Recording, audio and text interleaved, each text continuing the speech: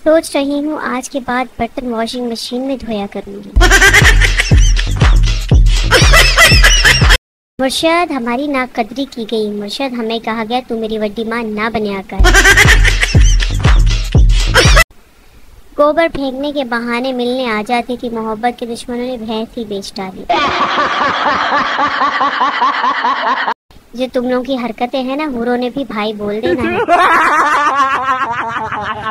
आप दुनिया के हर मुकाम से गुजर सकते हैं, बस वहाँ से नहीं गुजर सकते जहाँ बहन ने ताज़ा पोछा लगाया। इतने सारे फॉलोअर्स हैं और हर एक के पास 2-2 गुर्दे, फिर भी मैं आईफोन से महरूम हूँ। नो। इतने बदतमीज दोस्त मिले हैं कि अगर मैं कहूँ कि मरने लगी हूँ तो जवाब आएगा बिरयानी के साथ रायता भी रखना।